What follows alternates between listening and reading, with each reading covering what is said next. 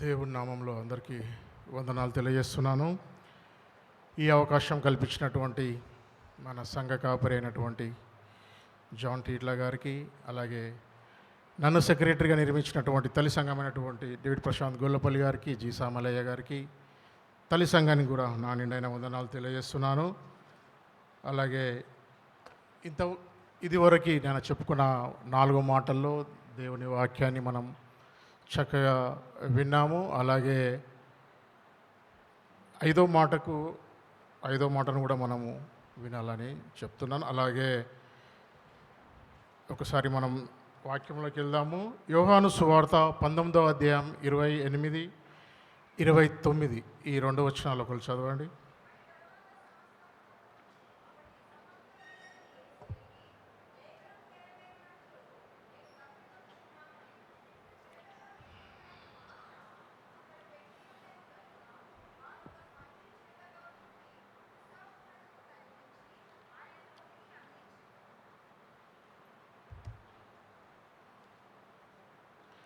మొదటి మాటలో చూసుకున్నట్టయితే దేవుడు ఏం చేస్తున్నాడంటే, తండ్రి వీరేం చేస్తున్నారో వీరు ఎరగరు కనుక వీరిని క్షమించు అన్నందుకు చుట్టూ ఆయనని అప్పటి వరకు హింసించినటువంటి వాళ్ళ గురించి ఆయన మాట చెప్పడం జరిగింది. అలాగే 2వ మాటను గురించి చూసుకున్నట్టయితే మనము ఆయన పక్కన ఉన్న దొంగ గురించి మాట్లాడడం జరిగింది. 2 దొంగలు ఆయనతో పాటు ఉన్నప్పుడు ఒక దొంగ రక్షింపబడ్డాడు, ఇంకొక దొంగ రక్షింపబడలేదు. అలాగే 3వ మాటను చూసుకున్నట్టయితే యోహాను తన తల్లిని యోహానుకు అప్పగించినటువంటి చూస్తున్నాము. అలాగే 4వ మాటను చూసినట్టయితే నా దేవా నా చేయి ఎందుకు విడిచితివి అనే మాట చూస్తున్నాము. ఆ 3 మాటలు వాళ్ళ కోసం అయితే, ఈ 4వ మాట ఆయన కోసము, ఆయన పడిన బాధ, శ్రమలో పడిన బాధ కోసం ఆయన కోసం మాట్లాడుకున్నట్టుగా మనం చూస్తున్నాము. అలాగే 5వ మాటకు వచ్చినట్టయితే మనము 5వ మాటను చూసినట్టయితే, అటు తర్వాత సమస్తము అప్పటికి సమాప్తమైనదని యేసు ఎరిగి లేఖనములు నెరవేరునట్లు. ఏం నెరవేరునట్లు? నేను దప్పికొంటున్నాను అనేది వేరు, నా దేవా నా చెయ్యి ఎందుకు ఇడుస్తున్నావు అనేది వేరు. ఇక్కడ నేను దప్పిగొనుచు లేఖనములు నెరవేరునట్లు అని అంటున్నాడు. అంటే దేవుడు ఆయన వచ్చింది ఆయన కోసం కాదు, ఆయన వచ్చింది ఆయన సొంత. ఇప్పుడు నేను ఒక జన్మనెత్తిన, నాకు జన్మ ఉన్నది ఇక్కడ నేనేం చేస్తున్నా, నేను నీ కోసం నా కోసం ఎవరి కోసం నేను ఇక్కడ బతకట్లే, నా కోసం నేనే బతుకుతున్నా. నా పిల్లలు, నా తండ్రి, నా తల్లి, ఏదున్నా నా సంసారం నాది అన్నట్టే బతుకుతున్నా. కానీ ఆ దేవుడు ఎవరి కోసము? లేఖనములు నెరవేరుకున్నట్లు. అంటే మన ఈ భూమి మీద ఎన్ని జీవరాశులు అయితే ఉన్నాయో, ఎంతమంది అయితే జనాభా ఉన్నదో అంతమంది కోసం ఆయన ఒక ప్రాణాన్ని ఇచ్చుకున్నట్టు మనం చూస్తున్నాం. అలాగే ఈ 4 మాటలు 29వ వచనం ఒకసారి చదవండి.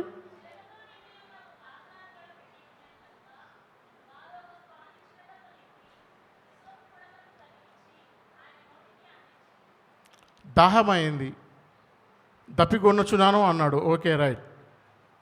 అప్పుడు ఆయన నీళ్లు తాగితే లేచిపోయి అందరినీ ఎప్పట్లేకుంటానట కాదు కదా. సరే, చిరక దాహం అయిందంటే మంచి నీళ్ళు ఒకసారి ఇచ్చిరే అనుకుందాం. ఒకవేళ మంచి నీళ్ళే ఇస్తే ఆయన సరే, వాళ్ళు మనకు యాజ్ ఎ మానవులుగా మనం ఏం చేస్తాం? దాహం అవుతుందంటే ఒక వాటర్ బాటిల్, ఒక గ్లాసు నీళ్ళు మనం ఇస్తాం. కానీ ఆయనకిచ్చిన ఏంటి? చేదు, అందులో ఒక రకమైన మత్తు పదార్థం ఉంటుంది. అంటే దెబ్బలు తగిలినా మనం ఎప్పుడైతే డాక్టర్స్ ఆపరేషన్ చేస్తారో ఒక ఇంజెక్షన్, సిరంజ్ ఇస్తారు. అది దానికి వాళ్ళు అక్కడ కుట్లు వేసేటప్పుడు వాళ్ళకు నొప్పి కలగకుండా అన్నట్టు అది ఆ విధంగా ఉంటుంది. కానీ ఇక్కడ ఆ దేవునికి అది ఇస్తారు. కానీ ఆ లేఖనములు ఆ దప్పికకు అది ఆయన తాగిండు అనుకోకవేళ, తాగితే నోటి దగ్గరకు వచ్చింది కానీ ఉంచేసిండు. కానీ అది తాగితే ఆ లేఖనములు నెరవేరనట్టు అది. కాకపోతే ఆయన తాగలేదు, అది తాగకుండా దాన్ని ఉంచేసినట్టు చూస్తున్నాము. అలాగే ఈ సిలువపై ఆయన పడిన బాధ ఒక 2-3 విధాలుగా మనం చూసుకున్నట్టయితే, సిలువపై ఆయన దాహము ప్లస్ శారీరక శ్రమ ఈ 2 అనుభవించిండు. అలాగే ఆయన ఇంకో సెకండ్ పార్ట్గా చూసుకున్నట్టయితే ప్రవచనాల నెరవేర్పు, అంటే లేఖనములో నెరవేర్పు. అలా ఇంకో విధంగా చూసుకుంటే ఆయన చనిపోయాడు, అయిపోయింది. ఇక లేఖనములు కూడా ఆయన అనుకున్నట్టు అయిపోయింది కదా అన్నట్టు అనుకోలేదు అక్కడ. అలాగే ఆయనకు అంతకంటే మిక్కిలి ఆత్మల దాహం. ఆత్మల దాహం అంటే ఏంది? ఆత్మల దాహం అంటే ఏంది? మనము ఆయన వాక్యానుసారంగా ఎప్పుడైతే జీవిస్తామో ఆయన దాహం మనం తీర్చినట్టే. ఆయన వాక్యానుసారంగా నువ్వు ఎప్పుడైతే జీవిస్తావో, ఆయన వాక్యానుసారంగా నువ్వు ఎప్పుడైతే నడుస్తావో, ఆయన వాక్యానుసారంగా నువ్వు ఎప్పుడైతే నిలుస్తావో, ఆయన వాక్యానుసారంగా నువ్వు ఎప్పుడైతే ఉంటావో ఆయన దాహం తీర్చినట్టే. మనము ఎప్పుడైతే మనకు అప్పగించిన పనిని, ఇప్పుడు నువ్వు యాజ్ అ సెక్రటరీగా నేను ఈ సంఘంలో ఉన్నా, ఆ పని ఖచ్చితంగా చేయాలి. ఎవరు ఏమనుకున్నా నా పని నేను చేసుకోవాలి. అది దేవునిలో మనము నీతిగా నిజాయితీగా ఉన్నట్టు. ఒక సంఘానికి ఒకవేళ ఇప్పుడు మనకు ఆ యేసు ప్రభువుల వారు ఈ టైంలో కూడా మనకు ఒకవేళ వచ్చిండు అనుకుందాం, ఫస్ట్ తీర్పు ఎవరుకుంటుంది తెలుసా? ఈ సంఘంలో ఇంతమంది ఉన్నాం కదా, ఇప్పుడు ఫస్ట్ తీర్పు ఎవరుకుంటుందండి? అయ్యగారికి ఉంటుంది. అక్కడ కూర్చునిగా ఇద్దరు సూట్లు వేసుకొని కూర్చున్నారు చూడు, ఫస్ట్ వాళ్ళిద్దరికి ఉంటుంది తీర్పు. తర్వాత ఎవరికి ఉంటుందండి? సంఘ పెద్దలకు ఉంటుంది. తర్వాత ఎవరికి ఉంటుంది? సంఘస్థులకు ఉంటుంది. యాజ్ ఏ పాస్టర్గా ఆయన యొక్క విధి విధానాలు ఖచ్చితంగా నిర్వర్తించాలి. యాజ్ ఏ సంఘ పెద్దగా ఆ దేవుని దాహం నేను తీర్చాలంటే 100% నీతిగా నిజాయితీగా ఏమంటాం కదా తెలుగులో ఒకటి సంస్కృతం ఉంటుంది, నిష్కట్టంగానా ఏమంటారు చూడు, నిష్కపటముగా దాన్ని మనం నిర్వర్తించాలి. ఎవరు ఏమనుకున్నా సరే నీ పాత్ర నువ్వు ఖచ్చితంగా చేయాల్సిందే, అంతే. ఇక వీళ్ళు నా పాత్ర కూడా నువ్వే చేస్తా, వీళ్ళు ఇంకో పాత్ర ఇంకోళ్ళు చేస్తారు, సెక్రటరీ పాత్ర వైస్ ప్రెసిడెంట్ చేస్తారు, వైస్ ప్రెసిడెంట్ జనరల్ సెక్రటరీ చేస్తారంటే కుదరదు. అక్కడ ఎవరి పని వాళ్ళు ఖచ్చితంగా నిర్వర్తించాలి. అప్పుడే మనం ఉదాహరణకి చెప్పింది ఎందుకంటే ఆయన ఆత్మల దాహం తీరాలంటే ఎవరి పని వాళ్ళు మనం ఖచ్చితంగా చేయాలి, అంతే. ఈ లోకానుసారంగా దేవుడు ఈ లోకాన్ని ఈ భూమిని 7 దినాల్లో ఎప్పుడైతే సృష్టించిండో ఆ సృష్టిలో మనం ఉన్నాం. ఈ సృష్టిలో మనం ఉన్నాము. ఎప్పుడైతే ఆదాము అవ్వ ఇద్దరిని, ఫస్ట్ ఆదామును సృష్టించింది కదా, తర్వాత అవ్వను. ఎప్పుడైతే అవ్వమ్మ తప్పు చేసిందో ఆ తప్పు ఆదాము కూడా అప్పగించింది. ఎప్పుడైతే ఆదాము కూడా తప్పు చేసిండో అప్పుడే మంచి చెడు ఈ లోకంలో మనం ఉన్నామంటే మంచి ఏంది చెడు అనేది నువ్వు తెలుసుకొని నువ్వు నడవాలంతే. ఒకరు చెప్తే నడవడం కాదు, మనం తెలుసుకొని మనం ఖచ్చితత్వంతో మనం నడవాలి. అది ఇక నా తమ్ముడు చెప్పిండు నేను అది చేస్తా, నా అన్న చెప్పిండు నేను ఇది చేస్తా, మా కాక చెప్పిండు, ఇవి కాదు. ఎట్లుండాలి? ఖచ్చితత్వంతో. నా దేవుడు ఒకవేళ మనం ఇంతకుముందు చెప్పినట్టు ఇప్పుడు వస్తే నా దానికి నేనే జవాబిచ్చుకోవాలి. నా అన్న చెప్పిండు కదా అని చెప్పి నేను అన్న తమ్ముడు నువ్వు చెప్పినావు కదా, నువ్వే చెప్పినావు కదా అంటే కుదరదు. అక్కడ నా దానికి నేనే జవాబు చెప్పుకోవాలి. కాబట్టి ఖచ్చితంగా ఎవరిది వాళ్ళు నిర్వర్తించుకోవాలి. ఎవరిది కర్తవ్యం వాళ్ళు నిర్వర్తించుకోవాలి. తప్పేంది మంచేది, మంచి చెడులు మనమే తెలుసుకోవాలి. లోకం మనకు అప్పగించింది అంతే. నువ్వు ఒక దారినే పోతున్నావు, వాడ మంచి జరుగుతుందా చెడు జరుగుతుందా, నువ్వు వెళ్ళే దారి ఎట్లా ఉంటుంది, సినిమాకి పోతున్నావా, ఇంకో దగ్గరికి పోతున్నావా, ఎక్కడ పోతున్నావు అనేది అది నీ వ్యక్తిగతం. కాబట్టి ఎప్పుడైతే నువ్వు యాజ్ ఎ క్రైస్తవునిగా ఉన్నావో ఆ క్రైస్తవత్వంలో నువ్వు ఖచ్చితంగా దేవుని వాక్యాన్ని, ఆ దేవుని దాహాన్ని మనం తీర్చాలంటే వాక్యానుసారమైన జీవితం మనకు కంపల్సరీ. ఖచ్చితంగా వాక్యానుసారమైన జీవితం మనము జీవించి తీరాల్సిందే, అంతే. గుడ్ ఫ్రైడే వస్తుంది, 7 మాటలు చెప్తారు, అయిపోతుంది. ఎవరీ సండే వస్తాం, అయ్యగారు 1 గంట వాక్యం చెప్తాడు, అయిపోతుంది. ఇది కాదు మన జీవితం. వాక్యానుసారమైన జీవితం మనం ఎప్పుడైతే జీవిస్తామో ఖచ్చితంగా ఆ దాహం, ఇప్పుడు యేసు ప్రభు వారు చెప్తున్నాడు, ఆత్మల కొరకు దాహం ఎప్పుడైతే ఈ మాట ఉందో ఈ మాట మనం ఖచ్చితంగా ఆ దేవునికి మనం నెరవేర్చినట్టు అవుతాం. అప్పుడు ఆయన రాకడలో మనం ఉండమా ఖచ్చితంగా ఉంటాం. ఎప్పుడు ఆయన వాక్యానుసారంగా నువ్వు ఎప్పుడైతే నడుస్తావో, ఆయన ఆయన వాక్యానుసారంగా నువ్వు ఎప్పుడైతే ఉంటావో 100% ఖచ్చితంగా నువ్వు ఆయన రాకడలో నువ్వు ఎత్తబడతావు. అలాగే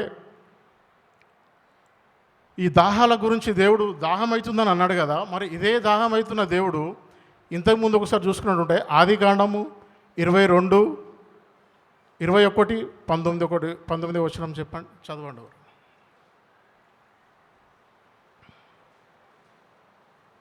ఆదికాండం 21, 19.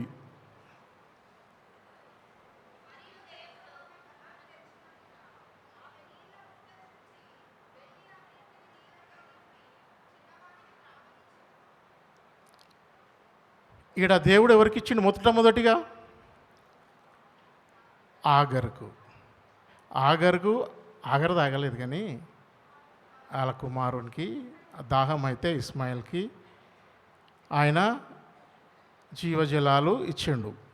అయితే ఈ యొక్క అబ్రహాము దాసి, ఆగరు ఒక కుమారుడు ఇస్మాయిలు. అయితే వాళ్ళు ఆడ పరిస్థితిని బట్టి అబ్రహాం పంపించిండు, ఓకే రైట్ అయిపోయింది. వీళ్ళు వెళ్తున్నారు, ఎవరు? ఆగరు, ఇస్మాయిల్ ఇద్దరు కలిసి వెళ్తున్నారు. ఎలా వెళ్తున్నారు? నడుచుకుంటా వెళ్తున్నారు. ఎక్కడ వెళ్తున్నారో కూడా వారికి తెలియదు. అంటే ఇప్పటిలేక మనకు మంచి బస్సులు, మంచి రోడ్స్ ఇవి ఉన్నాయనుకుంటున్నారా? మీరు ఎప్పుడైతే ముస్లిమ్స్ కంట్రీస్ ఉన్నాయి కదా, ఇప్పుడు ఇరాక్ ఇప్పుడు యుద్ధాలు జరుగుతున్నాయి కదా, ఆ కంట్రీస్కి ప్లస్ ఇరాకు, ఇరాన్ కానీ, మన దేశంలో చూసుకుంటే లద్దాఖ్ కానీ, ఈ కొండలు ఉంటాయి చూడు, అక్కడ ఒక గడ్డి పూస కూడా కనిపించదు కనుచూపు మేర.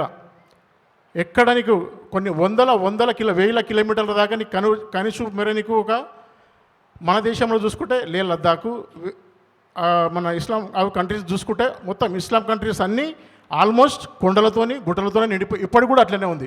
ఎవరైనా వెళ్ళిన వారికి మీకు ఐడియా ఉంటుంది, ఇప్పటికి కూడా అట్లనే ఉంటుంది.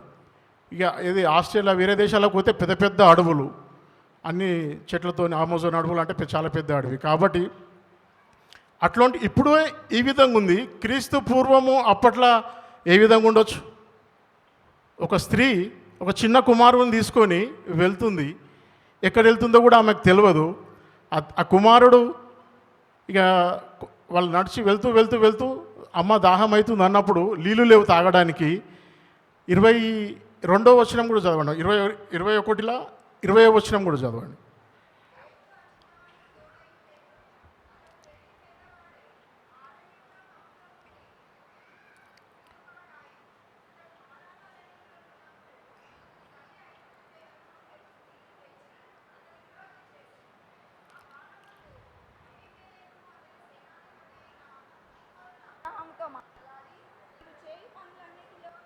చాలా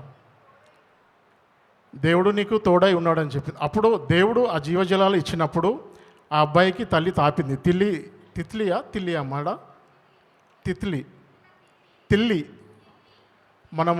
మనకు కొంచెం ఐడియా ఉంటుంది, పెద్ద మనుషులకు కొంచెం ఐడియా ఉంటుంది. అంటే మేము కూడా చూసిన ట్యూబ్లా మా భూమి గుట్టలు ఉన్నప్పుడు అక్కడ సారబట్టీలు ఉండే, బట్టీలలో ట్యూబులలో సారా నింపుకొని బండ్లు వేసుకొని వస్తుండే వాళ్ళు. తిత్తి అంటారు కదా, అందులో అంటే నేను అదే అనుకుంటాను, నాకు కూడా కరెక్ట్గా తెలియదు. అయితే అందులో వాటర్ నింపుకొని ఆ అబ్బాయికి తాగిచ్చింది. అప్పుడు వాళ్ళిద్దరు వెళ్ళి తర్వాత 20 దాని కింద 21, 22 వచనాలలో కూడా ఆయనకు ఒక అమ్మాయితోని వివాహం జరుగుతుందని తెలుస్తుంది. ఆ వివాహం జరిగి అంత పెద్ద అడవిలో వాళ్ళు నివాసం ఉంటున్నాక, అయితే ఇప్పుడు ఆ యొక్క దేశం ఏదో తెలుసా? ఇప్పుడు ఇరాక్. ఇప్పుడు యుద్ధం జరుగుతుంది కదా, ఇరాక్. యేసు ప్రభు వస్తాడు అని ఖచ్చితంగా రాసింది బైబిల్లో ఇద్దరు ఎక్కువ రాసిరు. ఎవరు? యెషయా అండ్ దావీదు. ఇదే దావీదు ఇదే యెషయాకు ఇదే తండ్రి అయిన దేవుడు తోడై ఉన్నాడు. ఆఖరికి ప్లస్ ఈ ఇస్మాయిల్కి కూడా మీరు వెళ్ళండి అని చెప్పి అదే దేవుడు నీళ్ళు అందించాడు. వీళ్ళిద్దరికి అదే చేసాడు. ఇప్పుడు ఏమవుతుంది? ప్రజెంట్ సిచ్యువేషన్ ఏముంది? ఇరాక్, ఇజ్రాయెల్ ఏమో ఇప్పుడు దేవుని భూమిగా పిలువబడుతుంది. అదే ఇరాక్ ఏమో మైబీ కుచ్ కమ్నియే అన్నట్టు వేస్తుంది. ఏమేస్తుంది? బాంబులు వేస్తుంది. ఇప్పుడు కూడా వాళ్ళు తగ్గుతలేరు.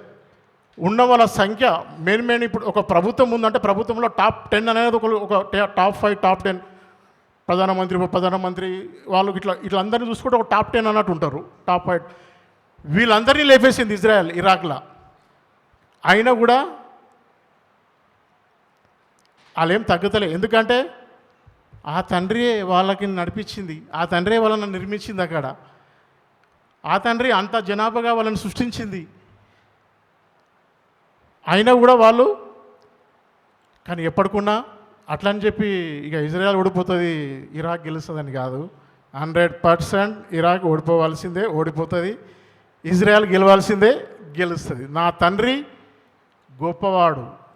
నా తండ్రి దేశంలో ఉన్న ప్రతి ఒక్క అందరికంటే చాలా గొప్పవాడు.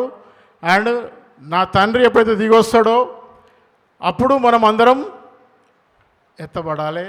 పరిశుద్ధంగా జీవిస్తే మనం ఖచ్చితంగా ఎత్తబడతాం. అలాగే ఒకసారి దేవుడు దాహమవుతున్న దేవుడు ఆగరుకు వాళ్ళ అబ్బాయికి నీళ్ళిచ్చింది. అలాగే మరి ఒక సందర్భంలో మోషే ఏం చేసిండండి? అక్కడున్న వాళ్ళ జనాలందరికీ దాహం అవుతుందంటే వాళ్ళకు వాటర్ ఇచ్చింది. అదే ఎవరు ఇచ్చారు వాటరు? అదే దేవుడు ఇచ్చాడు, అదే తండ్రి ఇచ్చాడు. జీవజలములు ఇప్పుడు నిజంగా చెప్తున్నా, మీరు అటు సైడ్ వెళ్ళండి, ఆ కొండలకి ఎప్పుడన్నా లే లద్దాఖ్, మన దేశంలోనే ఉంది కాబట్టి లే లద్దాఖ్ ఎప్పుడన్నా వెళ్ళండి. ఆడ ఏం కనిపించాయి నీకు? ఒక ఆకు, ఒక చెట్టు కనిపించదు, కానీ నీళ్ళు పారుతుంటాయి, నీళ్ళు పారుతుంటాయి, నదులు పారుతూనే ఉంటాయి మళ్ళీ. ఎందుకంటే చాలా మన సముద్ర మట్టానికి 20-25 వేల అడుగుల ఉంటుంది, ఎత్తులో ఉంటుంది కాబట్టి అది ఉంటుంది, ఖచ్చితంగా ఉంటుంది అది. కాబట్టి సమరయ స్త్రీకి ఆ దేవుడు ఏం చేసిండండి? సమరయ స్త్రీ దగ్గరికి వెళ్ళి ఆమె దగ్గరికి వెళ్ళి ఏం చెప్పిండు? దాహం అవుతుంది, కొన్ని నీళ్ళు ఇవ్వండి అంటే, కొన్ని నీళ్ళు ఇవ్వాలని అన్నప్పుడు ఆమె నీళ్ళు ఇచ్చినప్పుడు ఆమెతో ఏమన్నాడు? నేనిచ్చు నీళ్ళు నువ్వు తాగితే నువ్వెప్పుడు దప్పి. ఆమె ఏ దాహంతో ఉంది? శరీర దాహంతో ఆమె ఉంది, అది దేవునికి తెలుసు. కానీ నేను ఇచ్చి నీళ్ళు తాగితే నువ్వు ఎప్పుడు దప్పికొనవని చెప్తున్నాడు. అయితే ఈ సిలువపై ఈ దాహము, ఈ దప్పి, ఈ శ్రమ విశ్వాసి యొక్క దప్పిక తీర్చడానికి దేవుడు మనతో ఉండి ఆ జీవజలములు ఇచ్చిన ఆ దేవునికి మనము ఎప్పుడు రుణపడి ఆ దేవాది దేవునికి మనము ఆ దేవుని వాక్యంలో మనం స్థిరంగా ఉండి మనము ఆ వాక్యానుసారమైన జీవితాన్ని జీవిస్తే మనకి ఎప్పుడు దేవుడు ఏ లోటు తీరుస్తాడు. ఎందుకంటే ఒంటరిగా ఉన్న ఆగరు ఇస్మాయిల్ని ఇప్పుడు అంత పెద్ద దేశానికి అది చేసారు. నిజంగా చెప్పాలంటే ఇస్మాయిల్ది ఇజ్రాయెల్కి ఇరాక్కి చూస్తే ఇరాక్ చాలా పెద్ద దేశం, ఇజ్రాయెల్ చాలా చిన్న దేశం. మన దేశంలో మొట్టమొదటి సువార్త ఏ రాష్ట్రానికి వచ్చింది? కేరళ మ్యాప్ చూసిరా ఎప్పుడన్నా మీరు? చిన్నగా పొడవుగా ఇట్లా అని ఇట్లుంటుంది, ఇక్కడ సముద్రం ఉంటుంది. ఇజ్రాయెల్ దేశం మ్యాప్ చూసిరా ఎప్పుడన్నా? చిన్నగా పొడవు ఉంటుంది, మళ్ళీ ఇటు సైడే సముద్రం ఉంటుంది. అంటే నేను అది చెప్తున్నా, నాకు అది చూసినప్పుడు రెండు సేమ్ అయినాయి. అంటే మనం కూడా ఈ భారతదేశం కూడా ఆ ఇజ్రాయెల్ దేశం లేక ప్రతి ఒక్కరం మారి ఆ ఇజ్రాయెల్ దేశం కంటే మనం కూడా అంత బాగా డెవలప్ కావాలి, దాంతో పోటీ పడలేము. కానీ ఆ విధంగా ఇంకా రాబోయే దినాలలో మన మన మన భారతదేశం కూడా మొత్తం క్రైస్తవ దేశంగా మారాలని నా ఒక ఆశ. మీ అందరి ఆశ కూడా ఉందా మీకు ఉందా లేదా ఆశ? ఎంతమందికి ఉందండి ఆశ? అది భారతదేశం మొత్తం క్రైస్తవ దేశంగా మారాలి. ఆమేన్. Thank you. అలాగే ఎప్పుడైతే మోషకు దేవుడు ఆ 40 లక్షల మందికి దాహం తీర్చిండు, అలాగే ఆగారుకు వాళ్ళకు దాహం తీర్చిండు, అలాగే సమరయ స్త్రీ దాహం ఉన్నప్పుడు అది అయితే దేవుడు దాహం కొంటున్నది లేఖనములు నెరవేర్చుటకు ఈ క్రీస్తు పూర్వము 1000 సంవత్సరాలు 700-800 సంవత్సరాల క్రితమే ఈ యొక్క మాటలు రాయబడ్డాయి. ఏమని? ఒక ఆయన వస్తాడు, ఈ విధంగా జరగాలి, ఈ విధంగా జరుగుతుంది అని. ఖచ్చితంగా క్రీస్తు పూర్వం అప్పుడే యెషయా భక్తుడు, దావీదు భక్తుడు రాసినటువంటి ఈ మాటలను మనం నెరవేర్చుతూ దేవునికి భయముతో ఉండి దేవుని లేఖనాలు నెరవేర్చున్నట్లు మనం ముందుకు సాగాలని కోరుచు, అలాగే ఆయన దేవుడు దేవుడు మనిషి రూపిగా ఏ విధంగా అయితే వచ్చిండో సేమ్ మనలేకనే దాహం వేసింది, సేమ్ మనలేకనే ఆకలి ఉన్నాడు, సేమ్ మనలేకనే ప్రతిదీ మనిషికి ఎలాంటి ఆలోచనలు, మనిషికి ఎలాంటి మనకి పుడతాయో ఆలోచనలు అవి అన్నీ ఆయనకు పుట్టినాయి. కానీ ప్రతిదీ నెరవేర్చుకున్నాడు. కానీ ఒకటి అబద్ధాలు కానీ, ఆయన చేయని పనులు అబద్ధాలు కానీ, వ్యభిచారం కానీ, ఇంకా మనం చేస్తాం కదా కొన్ని చిన్న చిన్న లోటుపాట్లు, ఇవి తప్ప మనిషిలో ఉన్న ప్రతిదీ ఆయన చేసిండండి. మనిషిలో అదే మానవునిగా భూమిపైకి మానవునిగా వచ్చిండు, అదే మానవునిగా ఆయన ప్రతిదీ చేసిండు. తప్పుడు పనులు కాకుండా ప్రతిదీ ఆయన నెరవేర్చిండు. అలాగే మనల్ని ఆయన సిలువలో మరరిస్తూ మనల్ని తండ్రితో కూడా మనల్ని తీసుకెళ్ళడానికి అదే తండ్రితో మనల్ని కలపడానికి ఆయన సిలువపై మరణించిండు. చివరి రక్తం బొట్టు వరకు ఆయన మనతో ఉండి ఆయన చివరి రక్తం ఇంత చీము, ఇంత నీరు, ఇంత చుక్క రక్తం కూడా ఆయన బాడీలో లేకుండా మన కోసము ఆయన శిలువపై మరణించిండు.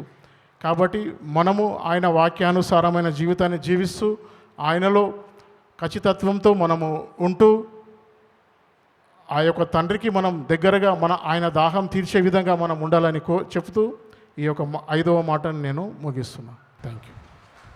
గట్టిగా చప్పట్లు కొడుతూ